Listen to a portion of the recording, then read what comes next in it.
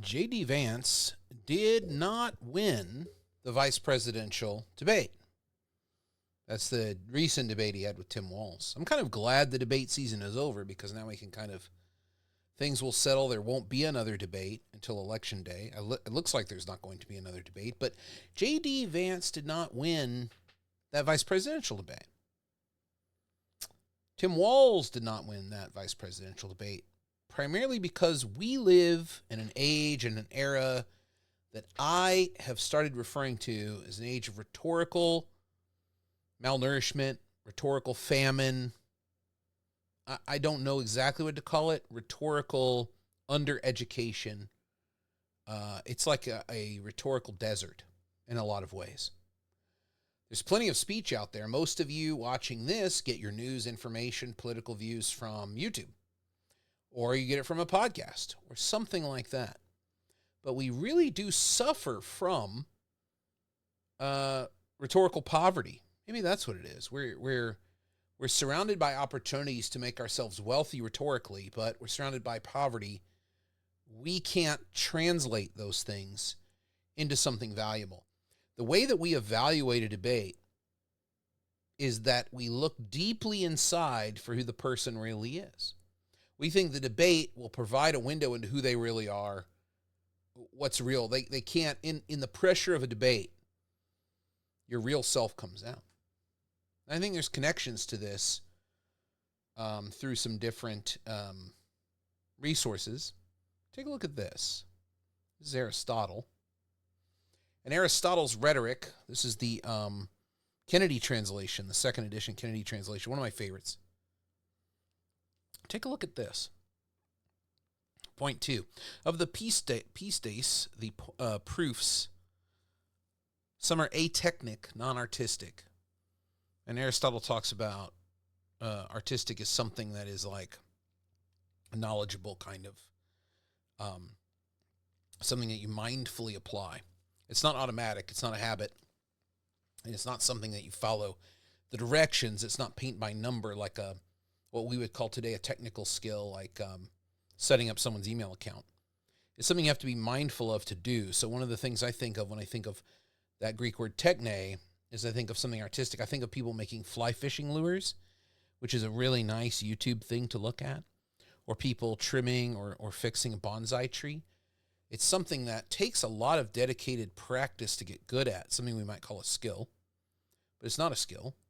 It's something you have to have mindful guidance and mindful appreciation for. If you've ever read the book, Shop Class is Soulcraft, that book talks about motorcycle repair and engine repair kind of this way. It's not a checklist. It frustrates people because it's like trying to solve a problem and look inside something you can't fully see all the parts of.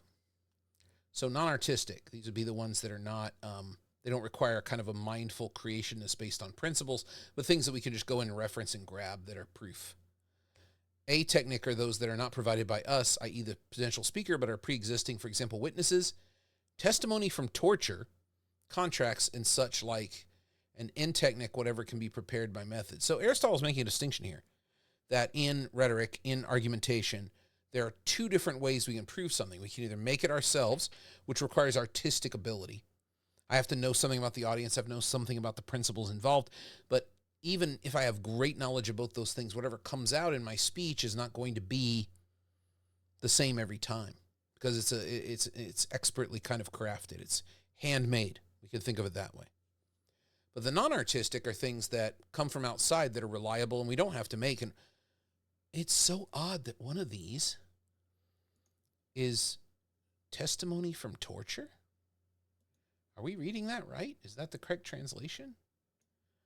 Well, as the footnote says, in Greek law, the evidence of slaves was only admissible in court if taken under torture. That is, slaves could not tell the truth or really do much of anything unless you torture them, because then it would get rid of the facade that their soul would come bubbling out. Their soul would come freely flowing out if they were tortured.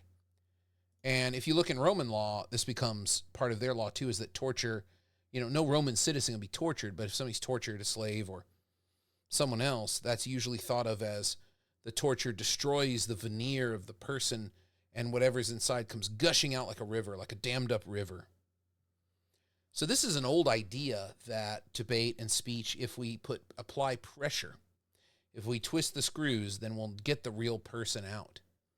And this has translated, and I think you'll see in the example I show here, to a way of evaluating debates where we think we're seeing the real person because pressure has been applied.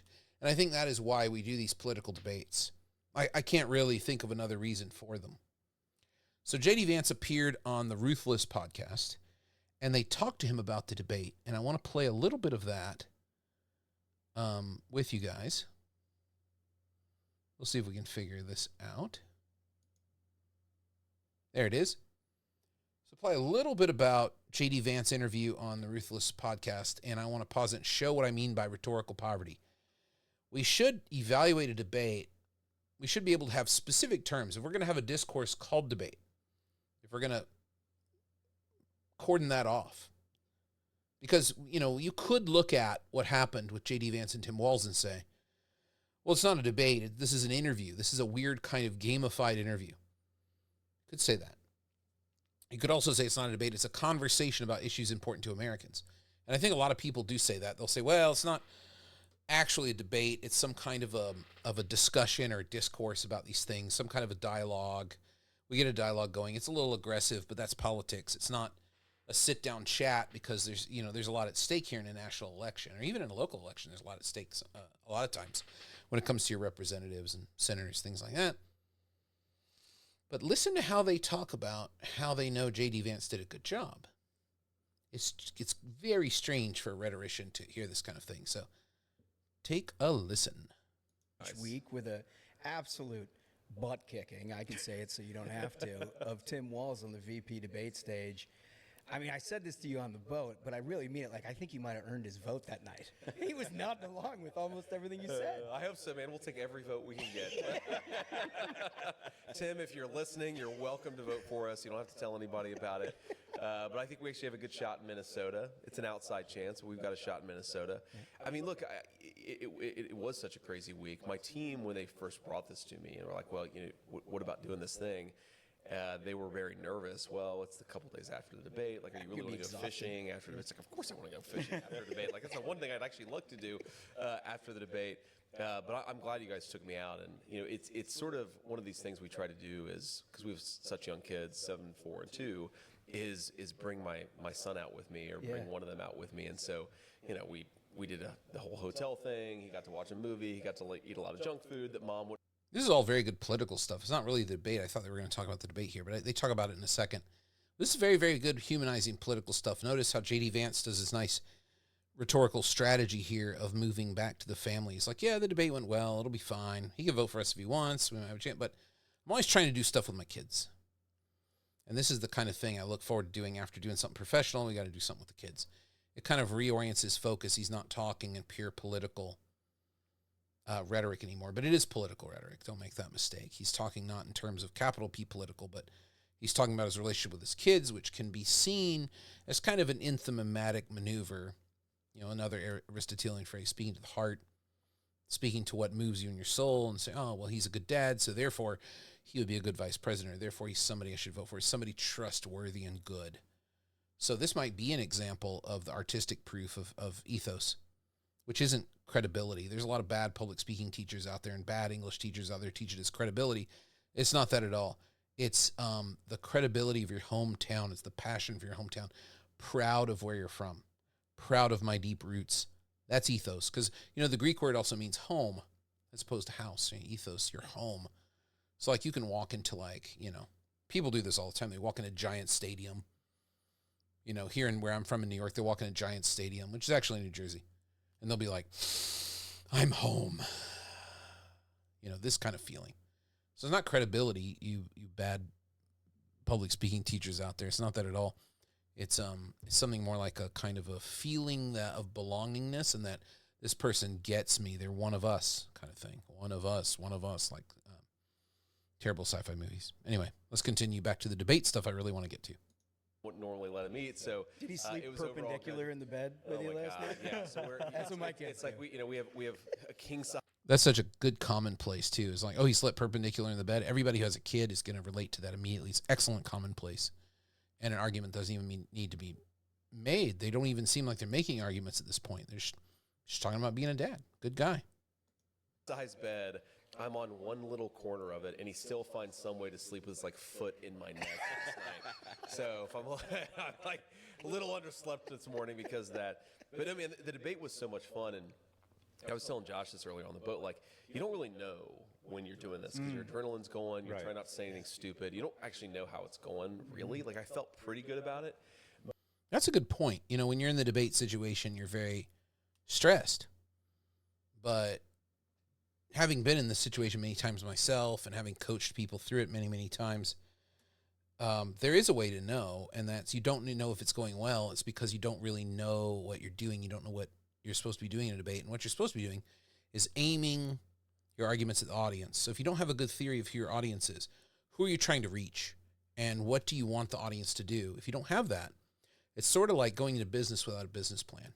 You just kind of throw ideas out there and hope somebody bites.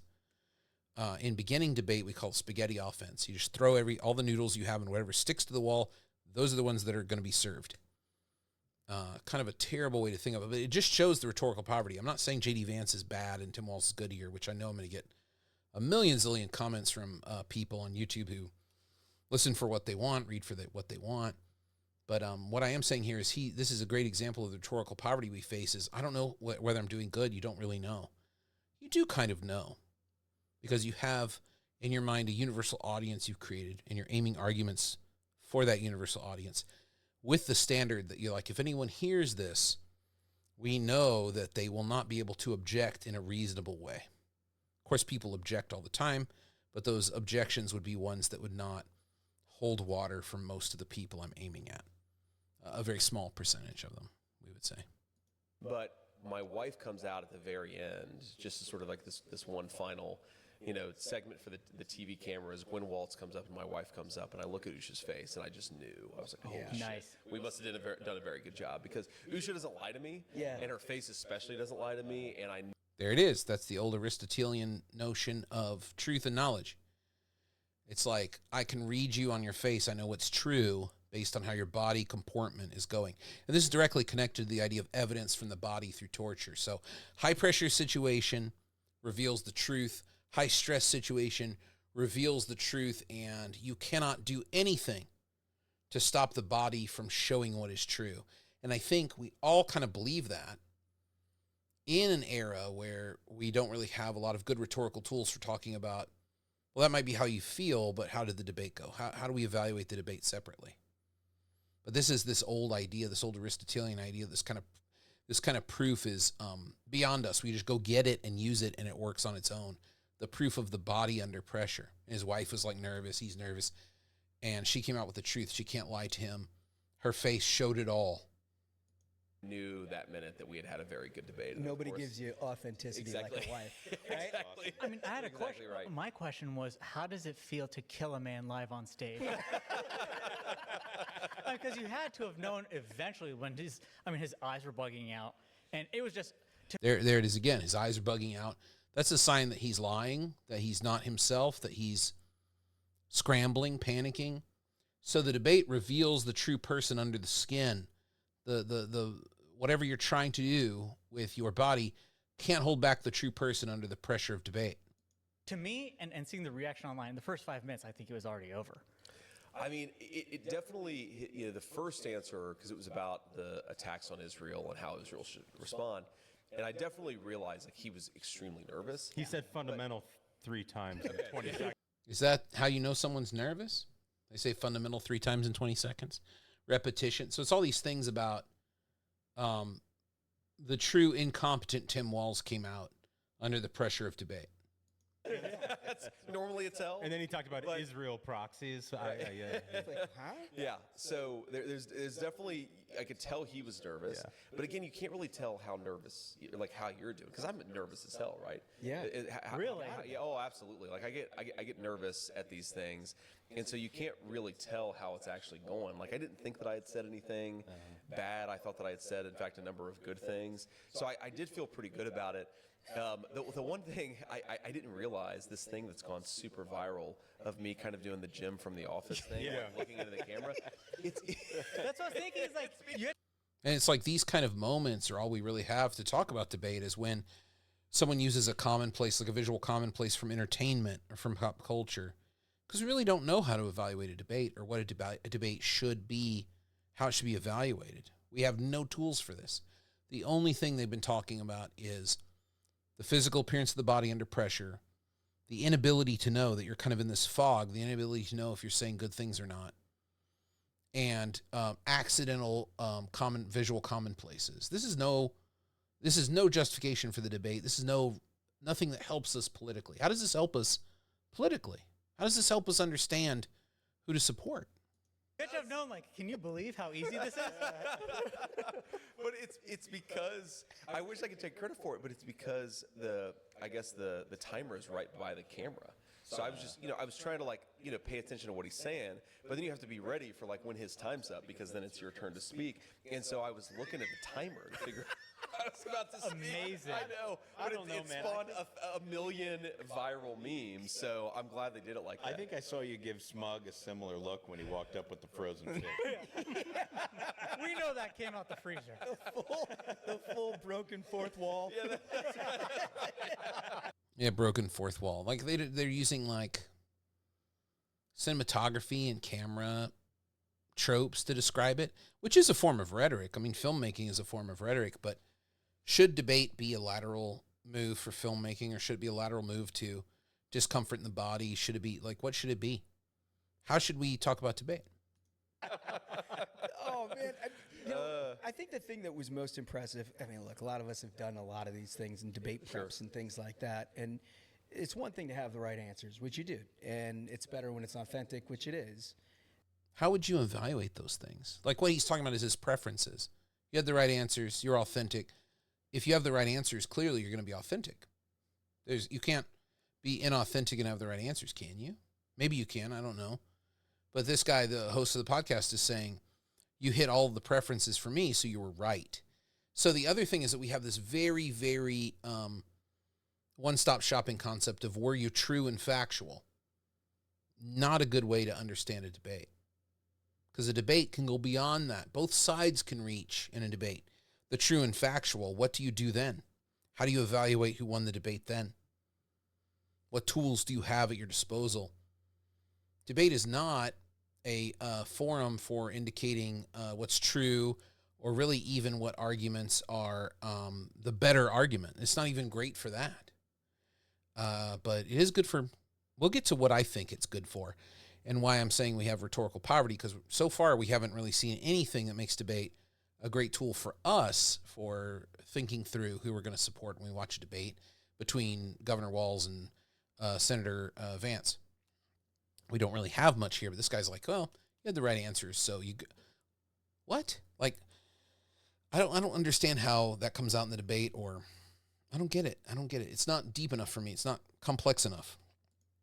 The thing that is so impressive about what you did in that debate is you say you're nervous. You look so composed. Your tone, your tenor, the way you were delivering it, it was like a man at total peace with what he was talking about. And I think that... Yeah, that comes from practice. Conveys, right? I mean, it turns out there's over 50 million people watching the damn thing. Yeah. So Which I'm glad I didn't know then. yeah, seriously.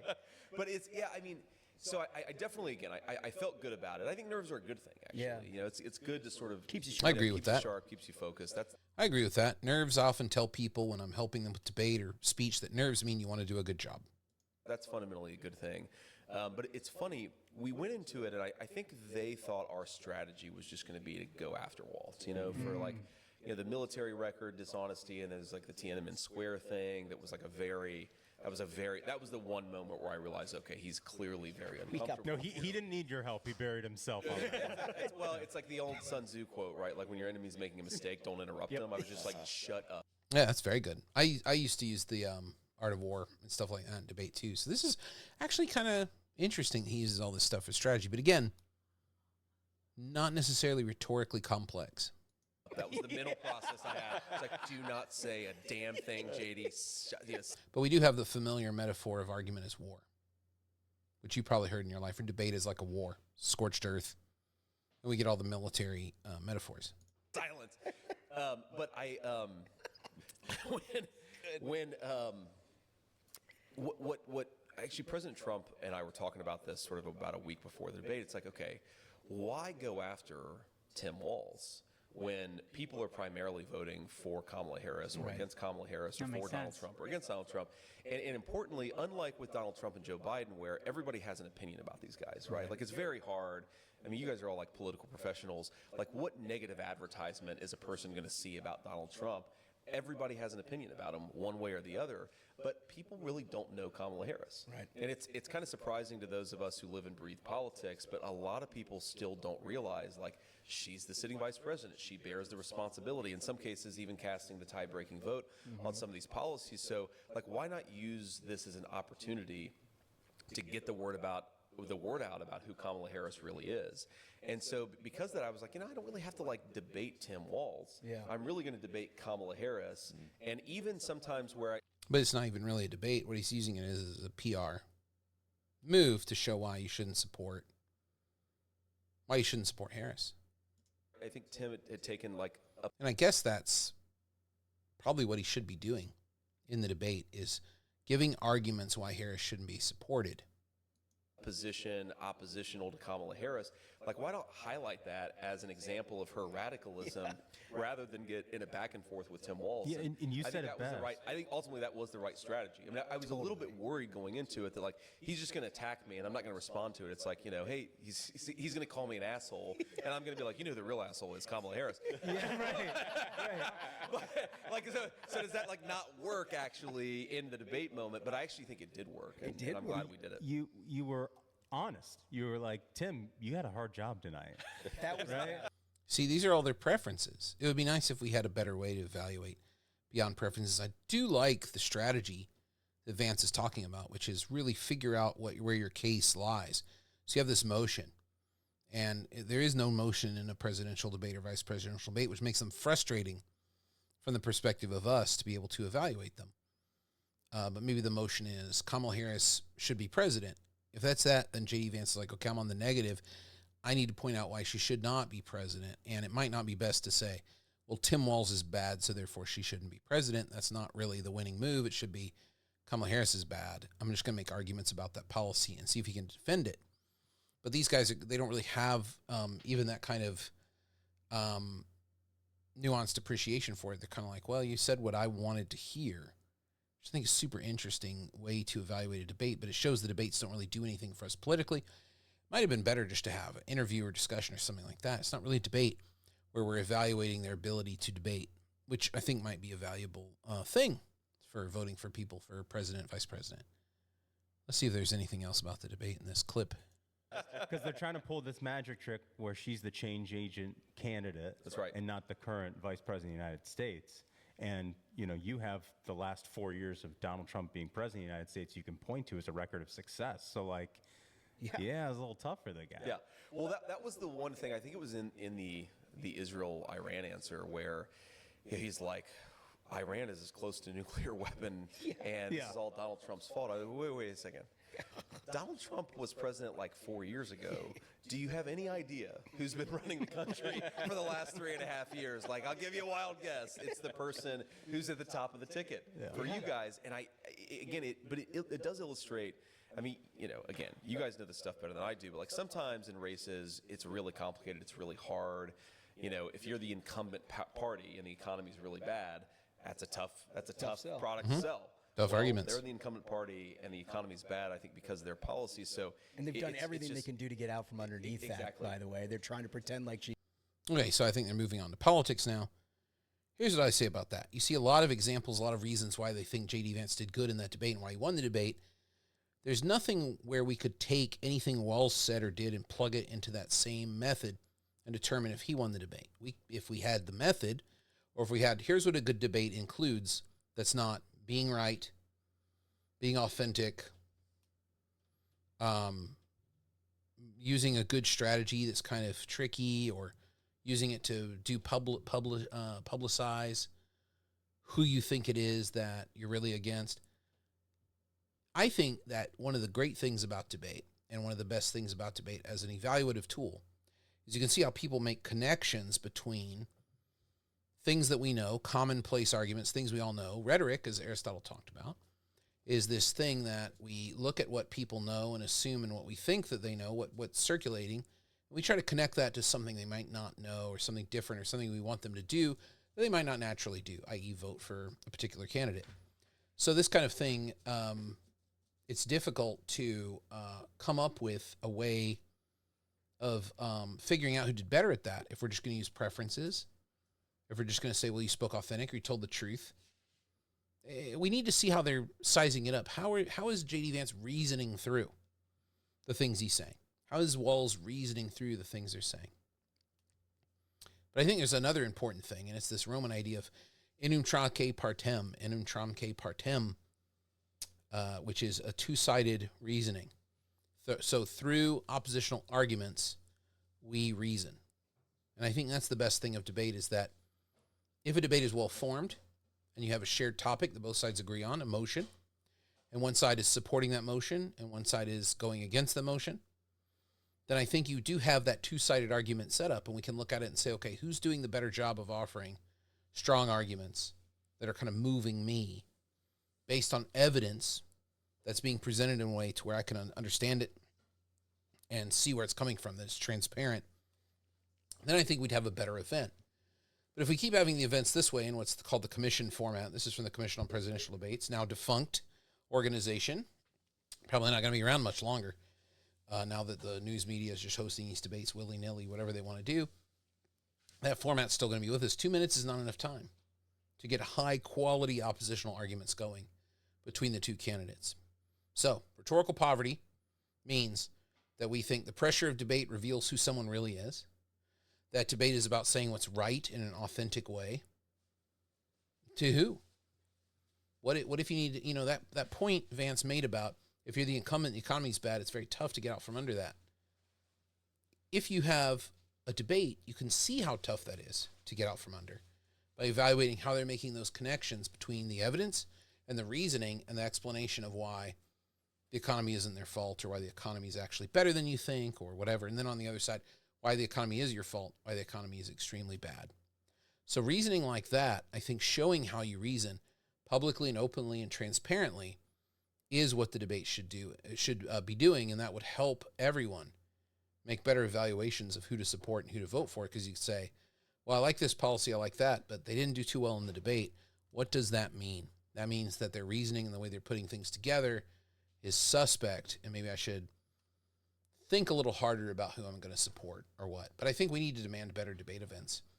That's part of it. And then secondly, we need to have some kind of rhetorical tool that will help us understand better, instead of looking for our preferences and what the body reveals, something a little bit better than what we're getting now.